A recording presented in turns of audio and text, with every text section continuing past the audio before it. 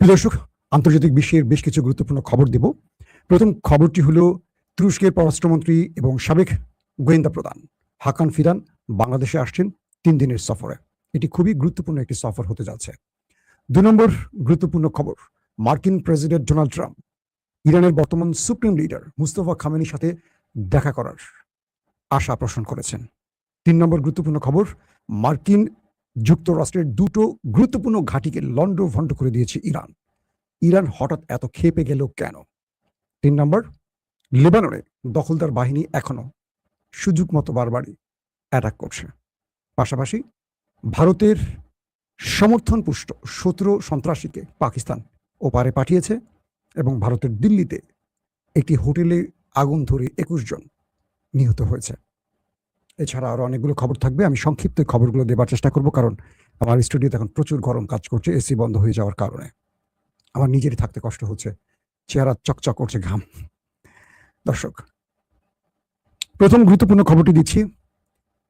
মিল্লিত ইস্তেকবারাত তেশকিলাতি, MIT, যার পুরো মিনিংসটা বললাম, তুরস্কের অন্যতম গোয়েন্দা মাধ্যম।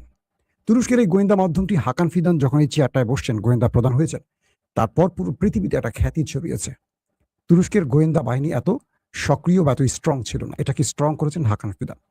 পরবর্তী এরদোয়ান হাকান ফিদানকে পররাষ্ট্রমন্ত্রী করেছেন। তো এই পদে তাকে বসানোর অর্থ আরেকটি আছে। তুরস্কের বিভিন্ন রাজনৈতিক বিশ্লেষকরা বলছেন যে এরদোয়ান পরবর্তী তুরস্কে, অর্থাৎ এরদোয়ানের তো মেয়াদ প্রায় শেষ, তিনি হয়তো বা তার সংবিধান অনুযায়ী আর নির্বাচন করতে পারবেন না। তো এরদোয়ানের যে দল AKP, সেই দল থেকে পরবর্তী রাষ্ট্রের প্রেসিডেন্ট পদে আসতে পারেন হাকান ফিদান। তাই এরদোয়ান তাকে তৈরি করছেন, নিবিড়ভাবে তাকে তৈরি করছেন, এবং তিনি বলা হয় যে খুব প্রজ্ঞাবান একজন পলিটিশিয়ান। তো তিনি বাংলাদেশে আসবেন, তার অনেকগুলো উদ্দেশ্য আছে। আমি এটা নিয়ে আলাদা একটা এপিসোড করবো। আমাদের ওয়ালিদ ভাই থাকতে পারেন আমাদের সাথে।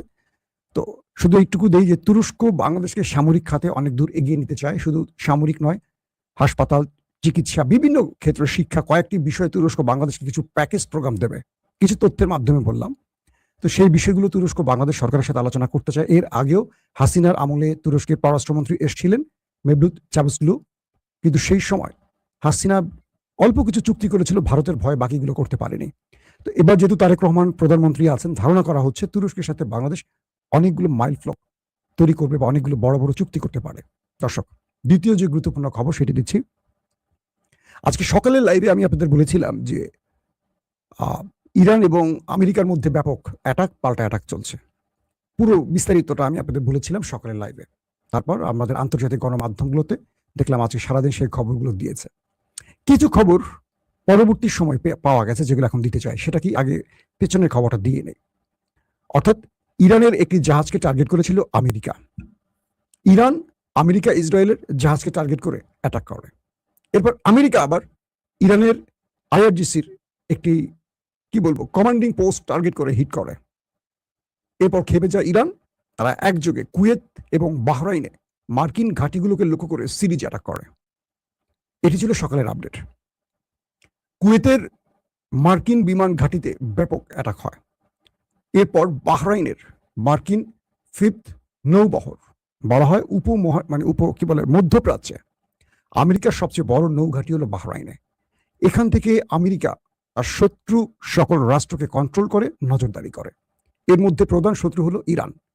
ইরানের পুরো IRGCর নৌবাহিনীকে এখান থেকে, বা হরমুজ প্রণালী বলি বা বাবুল মান্দাব বলি, প্রত্যেকটি জায়গাকে এই বাহরাইন থেকে কন্ট্রোল করে বা নজরদারি করে, কারণ বাহরাইন ইরানের খুব কাছাকাছি একটি দেশ। ইরান বাহরাইনে থাকা মার্কিন ৫ম নৌবহরে অ্যাটাক করা, নৌ সদর দপ্তরে অ্যাটাক করার অনেকগুলো মিনিংস আছে। আপনারা জানেন ৪০ দিনের যে যুদ্ধটা হয়েছিল আমেরিকা এবং ইরানের মধ্যে, সেই সময়টাতে ইরান এই বাহরাইনের ৫ম নৌবহরে, নৌঘাঁটিতে ব্যাপক অ্যাটাক করেছে, কয়েক দফা অ্যাটাক করেছে। এবার আবারও নতুন করে আজকে অ্যাটাক করেছে। প্রশ্ন হলো, এই ঘাঁটিটাকে কেন আমেরিকার নৌবহরটাকে টার্গেট করছে? বলা হচ্ছে এটা নেপথ্যে অনেকগুলো কারণ এখান থেকে ইরানকে নজরদারি করে আমেরিকা। এই নৌঘাঁটিতে আমেরিকা এমন কিছু সেন্সর সিস্টেম, রাডার সিস্টেম, নজরদারি সিস্টেম বসিয়েছে, পুরো হরমুজ, বাবুল মান্দাব আমেরিকা ঘরে বসে দেখে। অর্থাৎ ইরান এবং হুতি বলি বা এই অঞ্চলে মার্কিন শত্রুদের প্রতিটি মুভমেন্ট আমেরিকা খুব নিখুঁতভাবে দেখতে পারে।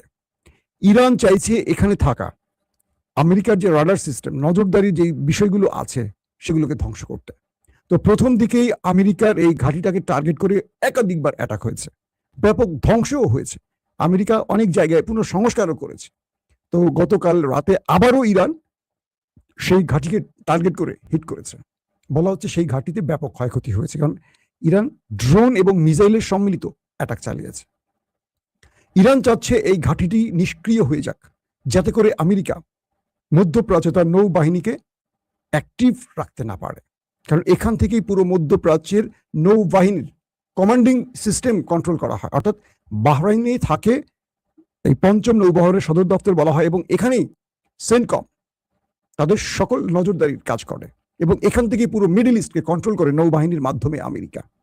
ক্লিয়ার আশা করি। তো বলা হচ্ছে ইরান এই ঘাঁটিকে বারবার অ্যাটাক করে প্রতি অ্যাটাকই ব্যাপক ক্ষতি করছে, কিন্তু সম্পূর্ণভাবে এই ঘাঁটিটিকে কারেন্ট আসছে অবশেষে। তো এই পরিস্থিতির মধ্যে ইরান চেষ্টা করছে আমেরিকাকে তার নৌবাহিনীকে আরো দুর্বল করার জন্য, কারণ এখান থেকেই তাদের নৌবাহিনীর রণতরী এয়ারক্রাফট গুলো এখান থেকে মুভ করে। তো কালকের যে অ্যাটাকটি রাতে করেছে ইরান, সেই অ্যাটাকে আমেরিকার অনেক বেশি ক্ষতি হয়েছে এমনটি বলা হচ্ছে।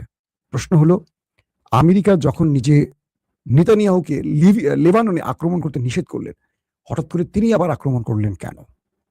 ট্রাম্প নিজে কেন এই সিদ্ধান্তটি হঠাৎ করে নিলেন? এই প্রশ্ন উঠতেই পারে।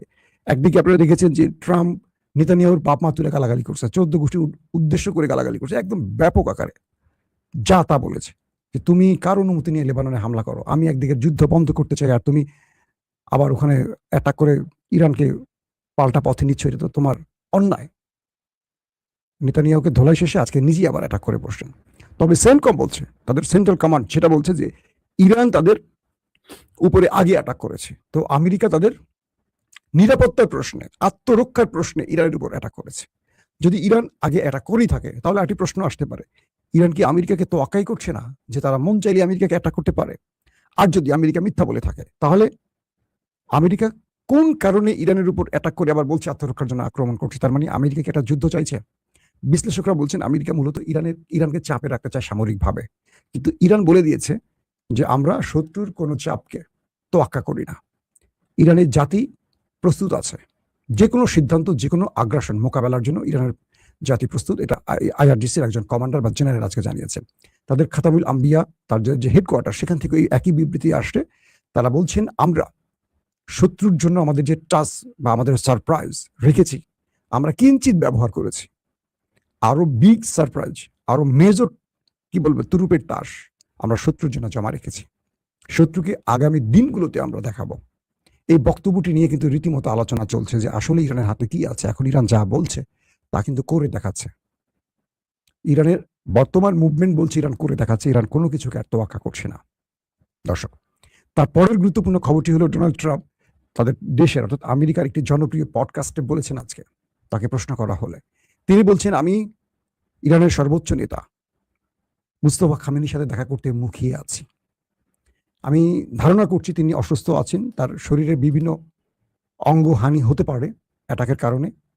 তবে আমি তার সাথে আলোচনা করার জন্য বা তার সাথে দেখা করার জন্য মুখিয়ে আছি। আমার শখ তার সাথে মুখোমুখি কথা বলা। ইরান এবং আমেরিকার মধ্যে একটা বন্ধুত্বপূর্ণ আলোচনা চলছে। আশা করা হচ্ছে দুটো দেশ শান্তি প্রতিষ্ঠায় আলোচনায় সম্মত হবে এবং এই যুদ্ধ বন্ধ হবে। ট্রাম্প বলছেন তার বাবা আলী খামেনি তিনিও একজন রশিয়ার নেতা ছিলেন। এটা বলেন নাই তাকে আমরা মেরে দিয়েছি, এটা বলেন নাই, বলছেন ছিলেন। এবং ইরানের জনগণের কাছে তিনি অনেক জনপ্রিয় ছিলেন, এবং তার ছেলে হয়তো তিনি বাবার অনুসরণ করেই রাষ্ট্র ব্যবস্থা পরিচালনা করবেন, এবং তিনিও ইরানের জনগণের কাছে তুমুল জনপ্রিয়। তো আমার আশা থাকবে তার সাথে এখন কিভাবে দেখা করব এই বিষয়টি আমি জানি না, বাট তার সাথে আমার দেখা করার ইচ্ছা আছে। অর্থাৎ ট্রাম্প এই বক্তব্যটি বিশ্বকে জানিয়েছেন। এখন যদি কেউ খামেনির পুত্রকে জানান, আপনাদের আমাদের দর্শকদের মধ্যে কেউ খামেনির পুত্রের নাম্বার জানেন কিনা একটু জানিয়ে দেন যে ট্রাম্প দেখা করতে চান। অর্থাৎ ট্রাম্প তার সাথে দেখা করার জন্য এখন মুখিয়ে আছে। বুঝতে পারছেন ট্রাম্প কি পরিমাণ ধোলাইটা খাইছে, যে তার সাথে এখন একটু বন্ধুত্ব করতে চায়, তার সাথে এখন দেখা করতে চায়। এবং তিনি বলছেন আমার সবার সাথে দেখা করতে ভালো লাগে। তো তিনি চীন থেকে কি নিয়ে এসছেন আমরা জানি, কিছু পাইনি। এখন খামেনির ছেলের প্রশংসা করছেন এবং তার সাথে দেখা করার জন্য তিনি গভীর আগ্রহ প্রকাশ করেছেন। আশা করি শীঘ্রই তাদের মধ্যে একটা দেখা সাক্ষাৎ হোক। এবং তিনি এটাও বলছেন যে আমাদের আলোচনা অনেক দূর চলে গেছে। আলোচনা অনেক দূর চলে গেছে, এর মধ্যেই অ্যাটাক চলছে। মানে ট্রাম্প ৩ বেলা কি কয়কার গা জয়কার চা খায় নাকি অন্য কিছু খায় বুঝতেছি না। একদিকে তিনি অ্যাটাক করছেন, আরেকদিকে ট্রাম্প তার সাথে আলোচনা করতে চাচ্ছেন। দর্শক আসেন আরো দুটো গুরুত্বপূর্ণ খবর দেই। লেবাননেও দখলদার বাহিনী অ্যাটাক করছে। আজকেও জানা গেছে ১ ডজনের মতো মানুষ শাহাদাত বরণ করেছে, প্রচুর হতাহত হয়েছে। কি পাইছে নেতানিয়াহু আল্লাহ ভালো জানে। ট্রাম্পের ধমকের পরও সে নত হচ্ছে না। ট্রাম্প কি তাকে চালান না সে ট্রাম্পকে চালায় আল্লাহ ভালো জানে। দর্শক, ভারতের পাকিস্তানের বেলুচিস্তান বলে, বেলুচিস্তান লিবারেশন আর্মির, যাদেরকে ফিতনাতুল হিন্দুস্তান বলা হয় পাকিস্তানের ভাষায়, ভারতের সমর্থন পুষ্ট ১৭, একটি মাধ্যম বলছে ১৭ আর একটি মাধ্যম বলছে ২২। পাকিস্তানের সেনাবাহিনী একটি মেজর অপারেশন চালিয়েছে বালুচিস্তানে এবং সেখানে ভারত সমর্থিত ১৭ অথবা ২১ জন জঙ্গিকে বা সন্ত্রাসীকে হত্যা করেছে। বলা হচ্ছে যে এরা পাকিস্তানের ট্রেন হাইজ্যাক করে যে ম্যাচাকার চালিয়েছিল তার মধ্যে বেশ কয়েকজন সন্দেহভাজন আছেন এবং তারা পাকিস্তানের নিরাপত্তা বাহিনীকে টার্গেট করে অ্যাটাক করার পর, মাসুম ভাই আপনার কাছে ট্রাম্পের মোবাইল নাম্বার আছে? জি আমার কাছে ট্রাম্পের মোবাইল নাম্বার আছে, কিন্তু দেয়া যাবে না, তাহলে ট্রাম্প আমাকে তুলে নিয়ে যাবে, বুঝছেন? তো ট্রাম্পের নাম্বার পাওয়া যাবে, বাট সেই নাম্বার ট্রাম্প ধরবে না, তার সরকারি অফিস ধরবে। কোথায় লেজ লাগে না, লেজে কুত্তায় নাড়ে, কথা ভালো বলছেন আপনি। ট্রাম্পের নেতানিয়াহু চালাচ্ছে। তো এখন যেটা হচ্ছে যে এই পাকিস্তানে যে অভিযানটা চলছে সন্ত্রাসীদের বিরুদ্ধে, এতে বলা হচ্ছে যে বেলুচ লিবারেশন আর্মির একটা বড় ঘাঁটিকে ধ্বংস করছে। প্রচুর অস্ত্র পাওয়া গেছে সেখানে এবং প্রচুর গোলাবারুদও পাওয়া গেছে। এরা পুরো পাকিস্তানটার মধ্যে মানে কি বলবো, যেখানে সেখানে অ্যাটাক করে পুরো একটা অস্থিতিশীল অবস্থা তৈরি করে রেখেছে এই গ্রুপটা। অন্যদিকে ভারতের দিল্লিতে একটি হোটেলে, ৫ তলা হোটেলে আগুন লেগে ২১ জন মারা গেছে, খবর আসছে। তো এটা সাধারণ আগুনের ঘটনায় বলা হচ্ছে, এটা কোনো সন্ত্রাসী হামলা বা এরকম কোনো ঘটনা নয়। দর্শক, তবে শেষ যে খবরটি দিতে চাই সেটি হলো ইরানের সাথে আমেরিকার আলোচনার মধ্যেও যে ঘটনাগুলো বারবার ঘটছে এবং প্রতিদিন দুই দেশের মধ্যে যে উত্তেজনা ছড়াচ্ছে, এটা একটা বড় যুদ্ধের ইঙ্গিত বলা হচ্ছে। যেমন আজকে ভারতের একটি কথা বলি, ভারতের শেয়ার বাজার একদম ধাপাস করে আকাশ থেকে মাটিতে পড়ে গেছে। বলা হচ্ছে যুদ্ধের এই ৩-৪ মাসের মধ্যে ভারত আজকে সবচেয়ে বড় হতাশ হয়ে গেছে, এত বড় ম্যাসিভ আকারে ভারতের শেয়ার বাজার পড়ে গেছে। বলা হচ্ছে মার্কিন যুক্তরাষ্ট্র ৬০ থেকে ৮০টি দেশের উপর আবারও তার নিষেধাজ্ঞা বা তার কি নিষেধাজ্ঞা তো না, এটাকে কি বলে, শুল্ক আরোপ করতে যাচ্ছে। বাংলাদেশের নামও এর মধ্যে আছে, ভারতের নামও আছে। কি অভিযোগ? এই দেশগুলো ফোর্স শ্রমিক ব্যবহার করে, জোরপূর্বক শ্রমিক ব্যবহার করছে, নানান রকম অভিযোগ তুলছে। অর্থাৎ ট্রাম্প আবারও পাগলামি শুরু করছে, কারণ মধ্যপ্রাচ্য তাকে এখন ছাড়ছে না। পাশাপাশি ইউরোপ চীনের সাথে বন্ড বিক্রিতে নেমে গেছে। তাদের সেন্ট্রাল ব্যাংক মার্কিন বন্ড বিক্রি করা শুরু করে দিয়েছে। আমেরিকা একটা বড় রকম মাইনকাসিবায় পড়ে যাচ্ছে। ইরান যুদ্ধ আমেরিকাকে মোটামুটি তার মানে কি বলবো পরাশক্তি থেকে ছিটকে ফেলে দিচ্ছে।